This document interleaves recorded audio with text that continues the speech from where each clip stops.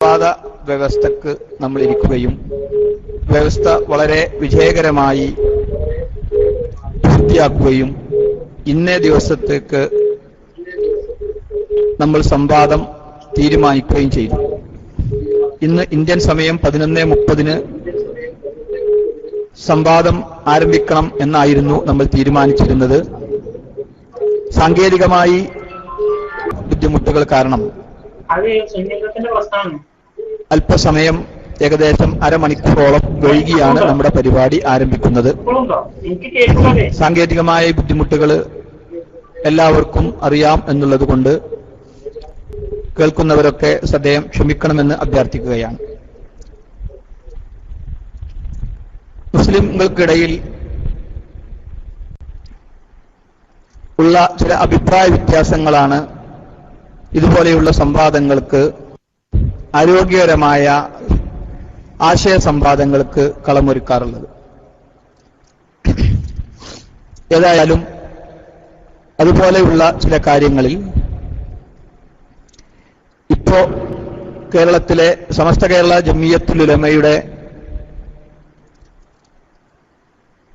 വിദ്യാർത്ഥി പ്രസ്ഥാനമായ SKSSFന്റെ Kerala Islamic class റൂമിൽ വെച്ച് നടത്തിയ ചില സംസാരങ്ങളുടെ ഭാഗമായി ഉള്ള ചില ചോദ്യോത്തരങ്ങളും അതോടനുബന്ധിച്ച് നടന്ന ചില പരസ്പരമുള്ള വാഗ്വാദങ്ങളും അല്ലെങ്കിൽ ആശയപരമായ ഏറ്റുമുട്ടലുമൊക്കെ ഒരു സംവാദത്തിൽ കലാശിച്ചിരിക്കുകയാണ്. ഇന്ന് നമ്മളിവിടെ നടത്താൻ ഉദ്ദേശിച്ച സംവാദത്തിന്റെ ഇരു വിഭാഗത്തിനും വളരെ കൃത്യമായി അറിയും എന്ന് മനസ്സിലാക്കിക്കൊണ്ട് തന്നെ കൂടുതൽ അതുമായി ബന്ധപ്പെട്ട വിശദീകരണം ആവശ്യമില്ല എന്ന് അറിയാം. എന്തായാലും അതുമായി ബന്ധപ്പെട്ട് ചെറിയ ഒരു ഉണർത്തൽ മാത്രമാണ് ഇത് കേൾക്കുന്ന മറ്റുള്ള ആളുകൾക്ക്. 2 ക്ലാസ് റൂമിലൂടെയും ഇത് സംപ്രേഷണം ചെയ്യുന്നത് കൊണ്ട് തന്നെ അതുമായി ബന്ധപ്പെട്ട ആളുകൾക്ക്, അന്ന് അതിൽ പങ്കെടുക്കാത്ത ആളുകൾക്കുമൊക്കെ ഇതിലുള്ള ആളുകൾക്കും കൃത്യമായി കാര്യങ്ങളൊന്ന് ബോധ്യപ്പെടുത്തുന്നതിന് വേണ്ടി അതിന്റെ ചെറിയൊരു രൂപം നിങ്ങൾക്ക് മുമ്പിൽ പറയുകയാണ്. ഈ സംവാദം ഇതുമായി ബന്ധപ്പെട്ട് 2 വിഭാഗമാണ് സംവാദത്തിൽ സംബന്ധിക്കുന്നത്. സുന്നി പക്ഷത്തു നിന്ന് നേരത്തെ പേര് വായിക്കപ്പെട്ട ആളുകളും മുജാഹിദ് പക്ഷത്തു നിന്ന് നേരത്തെ പേര് വായിക്കപ്പെട്ട ആളുകളുമാണ്. ഇനി ആ പേര് വായിക്കേണ്ട ആവശ്യം ഉണ്ട് എന്ന് തോന്നുന്നില്ല. ഉണ്ടെങ്കിൽ ഒരിക്കൽ കൂടി അതുമായി ഒന്ന് ഉണർത്തുകയാണ്. സുന്നി ഇല്ല, ഇനി അത് വായിക്കേണ്ട ആവശ്യമില്ല. 2 വിഭാഗത്തിലും അറിയാം. ഓക്കെ, വേണ്ട.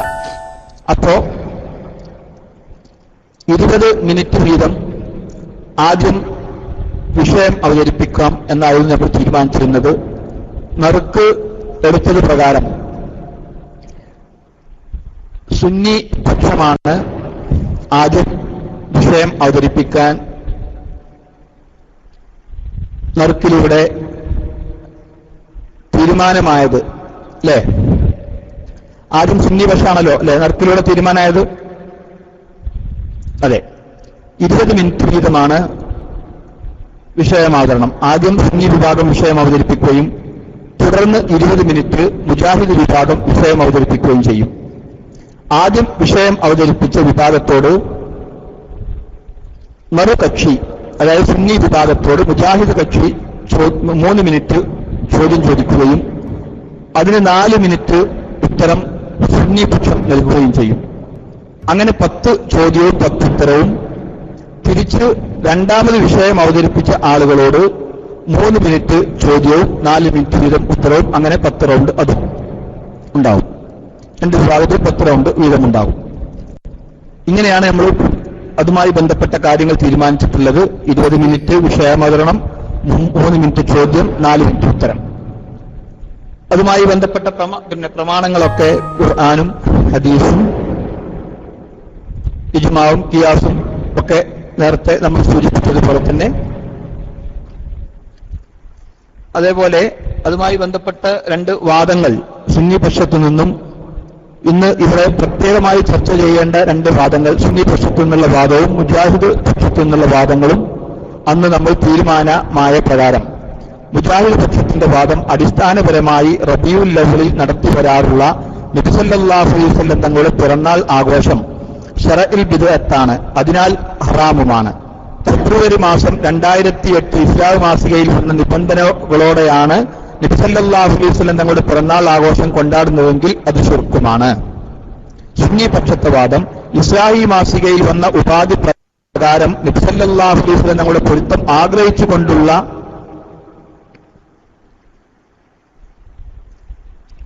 നബിദിനാഘോഷം ശിർക്കല്ല, അത് പുണ്യകർമ്മമാണ്, മുസ്തഹബാണ്. ഈ രണ്ട് വാദമാണ് സുന്നി മുജാഹിദ് വിഭാഗത്തിൽ നിന്നുള്ള വാദങ്ങളായി നമ്മളന്ന് തീരുമാനിച്ചത് അല്ലേ? ഇരു വിഭാഗവും ഇത് അംഗീകരിക്കുന്നുണ്ടല്ലോ അല്ലെ? ഇത്രയും കാര്യങ്ങളായിരുന്നു അന്നത്തെ നമ്മുടെ അവലോകനം. ഇല്ല എന്നാണ് അന്ന് തീരുമാനിച്ചത്. 2 ക്ലാസ് റൂമുകളിലൂടെയും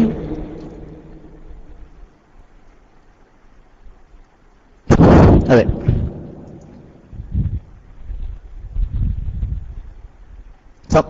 സമസ്തക്കാരുടെ വാദം, മറ്റേ മുജാഹിദ്, അത് സുന്നി വാദം. ഇസ്ലാഹി മാസികയിൽ വന്ന ഉപാധി പ്രകാരം നബി സല്ലല്ലാഹു അലൈഹി വസല്ലം പൊരുത്തം ആഗ്രഹിച്ചുകൊണ്ടുള്ള മൗലിദ് ആഘോഷം ചെറുക്കല്ല, അത് പുണ്യകർമ്മമാണ്, മുസ്തഹബാണ്. ഇതന്നെ മുജാഹിദ് വാദം. അടിസ്ഥാനപരമായ റബീഉൽ അവ്വലിൽ നടത്തി വരാറുള്ള നബി സല്ലല്ലാഹു അലൈഹി വസല്ലം പിറന്നാൾ ആഘോഷം ശറഇൽ ബിദ്അത്താണ്, അതിനാൽ ഹറാമുമാണ്. ഫെബ്രുവരി മാസം 2008 ഇസ്ലാഹി മാസികയിൽ വന്ന നിബന്ധനകളോടെയാണ് നബി സല്ലല്ലാഹു അലൈഹി വസല്ലം പിറന്നാൾ ആഘോഷം കൊണ്ടാടുന്നതെങ്കിൽ അത് ശിർക്കുമാണ്. ഇത് തന്നെയായിരുന്നു നമ്മുടെ വാദങ്ങൾ. 2 വിഭാഗത്തിന്റെയും വാദങ്ങൾ. 2 വിഭാഗവും അത് അതിന്റെ ഉത്തരവാദിത്തപ്പെട്ട ആളുകൾ അത് അംഗീകരിച്ചു. വേറെ കൂടുതലായി അതുമായി ബന്ധപ്പെട്ടൊന്നും വിശദീകരിക്കാനില്ലതാണ്. മറ്റ് അവലോകനങ്ങളോ മറ്റു പരിപാടികളോ ഒന്നും ഇതുമായി ബന്ധപ്പെട്ടില്ല. അവർ തങ്ങളുടേതായ ക്ലാസ് റൂമുകളിൽ വെച്ച് അതുമായി ബന്ധപ്പെട്ട അവലോകനങ്ങളും മറ്റുമൊക്കെ നടത്താം എന്നും തീരുമാനമായിട്ടുണ്ട്. ഏതായാലും ഇനി നമ്മുടെ പരിപാടി ഇൻഷാ അല്ലാഹ് നമ്മൾ ആരംഭിക്കുകയാണ്. പ്രമാണങ്ങൾ 4 പ്രമാണമാണ് നമ്മുടെ പ്രമാണമായി നമ്മൾ പറഞ്ഞിരുന്നത്. ഖുർആനും ഹദീസും ഇജ്മാവും ഖിയാസും അല്ലേ?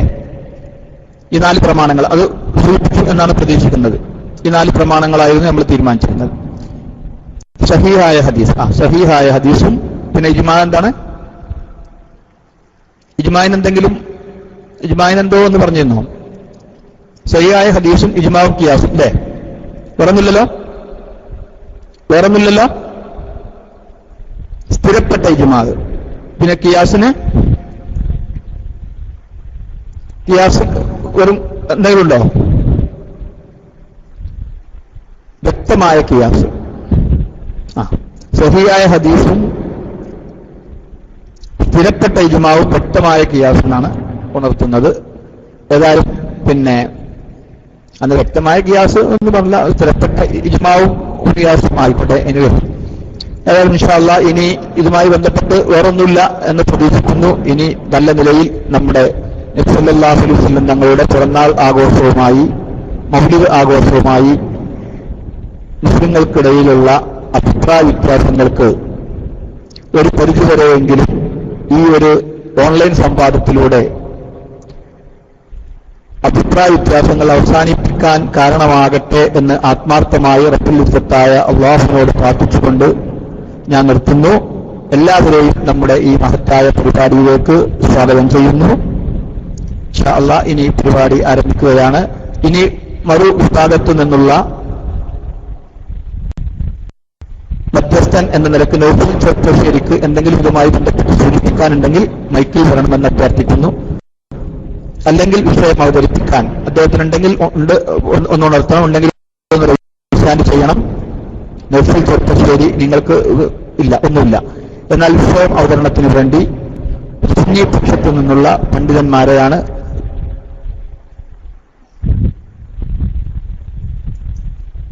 ക്ഷണിക്കുന്നത്. നസ്രു എന്ന ഐഡിയുള്ള പ്രിയപ്പെട്ട ഉസ്താദ് റൈസാൻഡ് ചെയ്തിട്ടുണ്ട്. ഉസ്താദിനെ വിഷയം അവതരിപ്പിക്കാൻ വേണ്ടി ക്ഷണിക്കുന്നു.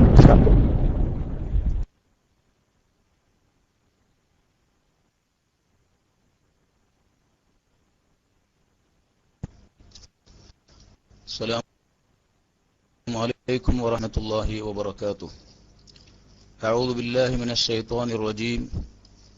بسم الله الرحمن الرحيم. الحمد لله رب العالمين، وصلى الله وسلم على سيد المرسلين وعلى آله وصحبه أجمعين. ബഹുമാനമുള്ള പണ്ഡിതന്മാരെ, സഹോദരന്മാരെ, അല്ലാഹു സുബ്ഹാനഹു വ തആല നമ്മുടെ അനുകൂലമാവട്ടെ. ബഹുമാനപ്പെട്ട നബി സല്ലല്ലാഹു അലൈഹി വസല്ലം തങ്ങളുടെ ജന്മദിന ആഘോഷവുമായി ബന്ധപ്പെട്ട് ഇന്ന് സുന്നി വിഭാഗവും മുജാഹിദ് ഗ്രൂപ്പുകളിലെ ഏറ്റവും പ്രബല വിഭാഗമായ സക്കരിയ വിഭാഗവുമായി ഒരു സംവാദം നടക്കാൻ പോവുകയാണ്. ബഹുമാനപ്പെട്ട നബി സല്ലല്ലാഹു അലൈഹി വസല്ലം തങ്ങളുടെ ഈ ജന്മദിനം ആഘോഷവുമായി ബന്ധപ്പെട്ടുകൊണ്ട് ഇരു വിഭാഗവും, അല്ലെങ്കിൽ ഈ സംവാദവുമായി ബന്ധപ്പെട്ട് ഇരു വിഭാഗവും എഴുതിയിട്ടുള്ള അവരവരുടെ വാദം നാം ഇവിടെ കേട്ടു, എഴുതി പേസ്റ്റ് ചെയ്തിട്ടുമുണ്ട്. ഏതായാലും ഇന്ന് കേരളത്തിൽ വളരെയേറെ തർക്കിക്കപ്പെടുന്ന ഒരു വിഷയമാണ് ജന്മദിനമാഘോഷം എന്നത്. വാസ്തവത്തിൽ മുസ്ലിം ഉമ്മത്തിന്റെ മൊത്തമുള്ള വിശ്വാസ ആചാരങ്ങളിൽ പലതിനു നേരെയും കൊടുവാൾ ഓങ്ങിയും കൊണ്ട് രംഗത്ത് വന്ന മുജാഹിദ് പ്രസ്ഥാനം, ആ പ്രസ്ഥാനം കേരളത്തിൽ വളരെ കാലം പ്രവർത്തിച്ചിട്ടും അന്നൊന്നും ഈ വിഷയത്തിൽ ഒരു തർക്കവും മുസ്ലിംകൾക്കിടയിൽ ഉണ്ടായിരുന്നില്ല. മാത്രമല്ല, ആ വിഭാഗത്തിന്റെ സ്ഥാപകന്മാരും പ്രമുഖന്മാരുമായി അറിയപ്പെട്ടവരൊക്കെയും, എന്നല്ല ആവേശം അതിരുകടക്കുമ്പോൾ ചിലരെങ്കിലും ഇമാമുകൾ എന്ന് പോലും പരിചയപ്പെടുത്താറുള്ള മൗലവിമാർ ഒക്കെയും ഈ മൗലിദാഘോഷത്തെ അനുകൂലിച്ചവരും അതിനു വേണ്ടി പ്രസംഗിച്ചവരും എഴുതിയവരും സമൂഹത്തെ അതിന് പ്രോത്സാഹിപ്പിച്ചവരുമായിരുന്നു എന്ന് അവരുടെ തന്നെ ആദ്യകാല മാസികകളായ അൽ മുർഷിദ് പോലെയുള്ളവ പരിശോധിച്ചാൽ വളരെ വ്യക്തമായി നമുക്ക് കാണാൻ കഴിയും. എന്നാൽ ഈ അടുത്ത കാലത്തായി അതിലും തർക്കിക്കാൻ തുടങ്ങിയപ്പോൾ ഇത്തരം സംവാദങ്ങൾ അനിവാര്യമായി വരികയാണ്. വാസ്തവത്തിൽ ഈ വിഷയത്തിൽ തർക്കിക്കപ്പെടേണ്ടതായി വല്ലതും ഉണ്ടോ എന്ന് നമുക്ക് ഒന്ന് പരിശോധിക്കാം. വളരെ ചുരുങ്ങിയ സമയം കൊണ്ട് 20 മിനിറ്റ് കൊണ്ട് പരമാവധി വിഷയങ്ങൾ ഉൾക്കൊള്ളിച്ചു സംസാരിക്കാനാണ് ഞാൻ ഉദ്ദേശിക്കുന്നത്. ബഹുമാനപ്പെട്ട നബി സല്ലല്ലാഹു അലൈഹി വസല്ലം തങ്ങളുടെ ജന്മദിനം ആഘോഷം അല്ലെങ്കിൽ മൗലിദാഘോഷം, മീലാദ് ഫെസ്റ്റ് എന്നിങ്ങനെ വ്യത്യസ്ത പേരുകൾ നാം നൽകിയാലും അതിലൊക്കെയും നാം സാധാരണ നടത്തി വരാറുള്ളത് നബി സല്ലല്ലാഹു അലൈഹി വസല്ലം തങ്ങളാകുന്ന നിഅമത്ത് അള്ളാഹു നമുക്ക് നൽകിയതിന്റെ പേരിൽ അത് വലിയൊരു നിഅമത്താണ്. നബി സല്ലല്ലാഹു അലൈഹി വസല്ലം തങ്ങൾ എന്ന് പറയുന്നതും അവിടുത്തെ റിസാലത്ത് ലഭിച്ചു, നാം അവരെ കൊണ്ട് വിശ്വസിക്കുന്നവരും അവിടുത്തെ അനുയായികളുമായി മാറി എന്നതൊക്കെ നമ്മെ സംബന്ധിച്ചിടത്തോളം വലിയ നിഅമത്താണ്. അത് നിഅമത്താണ്, അനുഗ്രഹമാണെന്ന് തിരിച്ചറിയുന്നവരൊക്കെയും അതിൽ ഏറെ സന്തോഷിക്കുന്നവരുമായിരിക്കും, സ്വാഭാവികമാണത്. എന്നാൽ പ്രകൃതിപരമായ സഹജമായ ഒരു പ്രേരണ കൊണ്ട് മാത്രമല്ല നമ്മൾ അതിൽ സന്തോഷിക്കുന്നത്, മറിച്ച് ബഹുമാനപ്പെട്ട നബി സല്ലല്ലാഹു അലൈഹി വസല്ലം തങ്ങളെ കൊണ്ട് സന്തോഷിക്കാൻ പരിശുദ്ധ ഖുർആൻ തന്നെ നമ്മെ പഠിപ്പിച്ചിട്ടുണ്ട്. ഖുൽ ബിഫദ്ലില്ലാഹി വബിറഹ്മതിഹി ഫബിദാലിക ഫൽയഫ്റഹൂ ഹുവ ഖൈറും മിമ്മാ യജ്മഊൻ. അല്ലാഹു സുബ്ഹാനഹു വ തആല പരിശുദ്ധ ഖുർആനിൽ പറയുന്നു, നബിയെ അങ്ങ് പറയുക, അല്ലാഹുവിന്റെ ഫദ്ല് കൊണ്ടും അവന്റെ റഹ്മത്ത് കൊണ്ടും അവകളെ കൊണ്ടാണ് ജനങ്ങൾ സന്തോഷിക്കേണ്ടത്. അല്ലാഹുവിന്റെ ഫദ്ല് കൊണ്ടും അവന്റെ റഹ്മത്തിനെ കൊണ്ടും സന്തോഷിക്കണമെന്ന് അല്ലാഹു നമ്മോട് ഈ ആയത്തിൽ കൽപ്പിക്കുന്നു. ഈ റഹ്മത്ത് കൊണ്ട് എന്താണ് ഉദ്ദേശം? അള്ളാഹുവിന്റെ റഹ്മത്ത് കൊണ്ട് സന്തോഷിക്കാൻ അള്ളാഹു നമ്മോട് കൽപ്പിക്കുമ്പോൾ ആ റഹ്മത്ത് എന്ന് അള്ളാഹു പറഞ്ഞതുകൊണ്ട് എന്താണ് അള്ളാഹു ഉദ്ദേശിക്കുന്നത്? റഹ്മത്ത് എന്നത് വിശാലർത്ഥമുള്ള ഒരു വാക്കാണ്. അക്കൂട്ടത്തിലെ പ്രധാനപ്പെട്ട ഒരു റഹ്മത്താണ് ബഹുമാനപ്പെട്ട നബി സല്ലല്ലാഹു അലൈഹി വസല്ലം തങ്ങൾ. വമാ അർസൽനാക ഇല്ലാ റഹ്മത്തൽ ലിൽ ആലമീൻ എന്ന് റസൂലുള്ളാഹി സ്വല്ലല്ലാഹു അലൈഹി വസല്ലം തങ്ങളെ സംബന്ധിച്ച് റഹ്മത്ത് എന്ന് പരിശുദ്ധ ഖുർആൻ തന്നെ ഉപയോഗിച്ചത് നമുക്ക് അവന്നതാണ്. മാത്രമല്ല നബി സല്ലല്ലാഹു അലൈഹി വസല്ലം തങ്ങൾ തന്നെ പറഞ്ഞു, ഇന്നമാ അന റഹ്മത്തുൻ, ഞാൻ റഹ്മത്താണെന്ന് റസൂലുള്ളാഹി പഠിപ്പിച്ചെങ്കിൽ റഹ്മത്ത് കൊണ്ട് സന്തോഷിക്കണമെന്ന് അല്ലാഹു ആയത്തിൽ കൽപ്പിക്കുകയും ചെയ്യുമ്പോൾ രണ്ടും കൂടി ചേർത്തി നാം പഠിക്കുമ്പോൾ വളരെ വ്യക്തമായി മനസ്സിലാക്കാൻ സാധിക്കുന്നു, അള്ളാഹുവിന്റെ റസൂലാകുന്ന റഹ്മത്ത് സല്ലല്ലാഹു അലൈഹി വസല്ലം തങ്ങളെ കൊണ്ട് സന്തോഷ പ്രകടനം നടത്തണമെന്നത് പരിശുദ്ധ ഖുർആന്റെ വളരെ വ്യക്തമായ കൽപ്പനയാണ്. അതേസമയം പ്രധാനപ്പെട്ട മറ്റൊരു കാരണവും കൂടി അതിനുണ്ട്. ബഹുമാനപ്പെട്ട മുൻകഴിഞ്ഞുപോയ അമ്പിയാക്കളെല്ലാം, പ്രധാനമായി ബഹുമാനപ്പെട്ട ഈസാ നബി അലൈഹിസ്സലാമിനെ സംബന്ധിച്ച് പരിശുദ്ധ ഖുർആൻ തന്നെ എടുത്തു പറഞ്ഞു. ഈസാ അലൈഹിസ്സലാം തന്റെ ജനങ്ങൾക്ക് വമുബശ്ശിറൻ ബിറസൂലി യഅതി മിൻ ബഅദി ഇസ്മുഹു അഹ്മദ്, എന്റെ ശേഷം അഹ്മദ് എന്ന് പേരായ പ്രവാചകൻ വരാൻ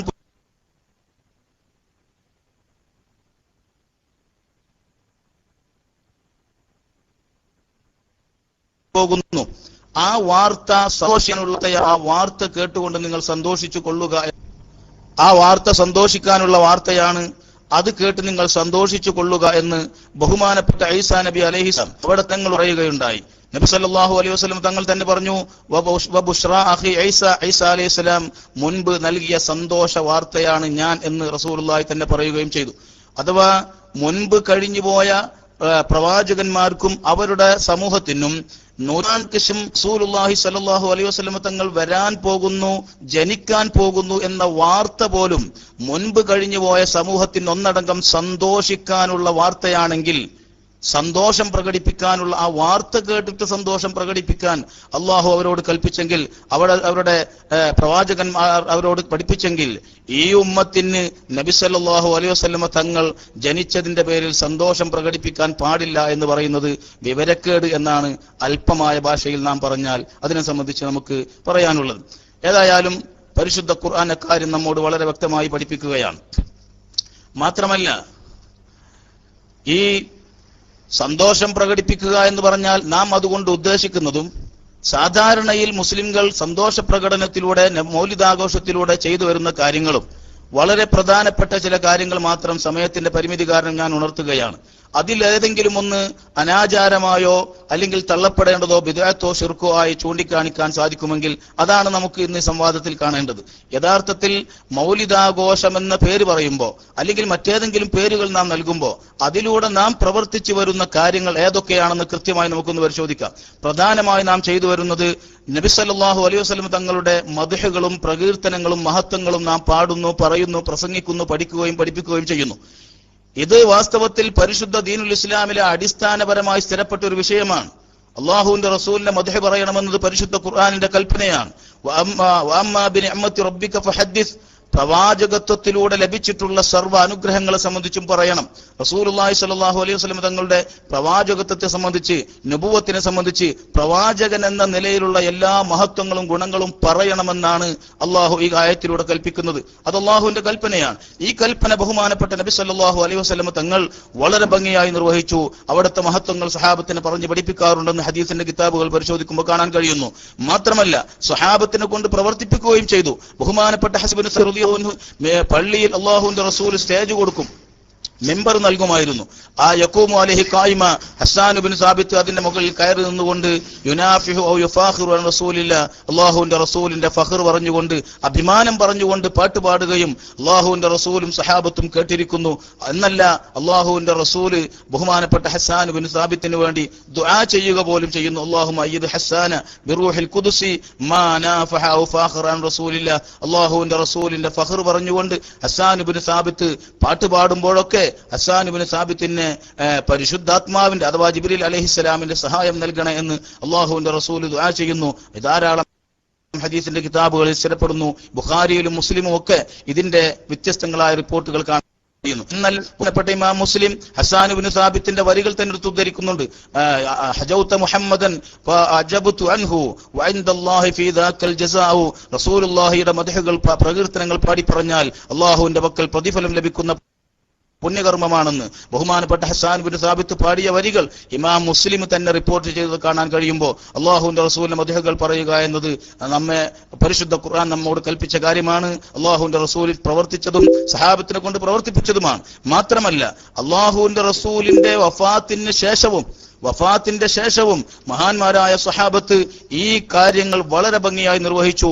ഇന്ന് നാം ചെയ്തു വരാറുള്ളത് പോലെ പള്ളിയിൽ ഒരുമിച്ചു കൂടിയിരുന്ന് മൗലിദോതുന്ന, അള്ളാഹുവിന്റെ റസൂലിന്റെ മദ്ഹുകളും മൗലിദുകളും നടത്തുന്ന, മദ്ഹുകൾ പറയുന്ന ആ ഹൽക്കകൾ, സദസ്സുകൾ പോലും സഹാബത്ത് നിലനിർത്തി എന്നത് ബുഖാരിയും മുസ്ലിമും പരിശോധിച്ചാൽ കാണാൻ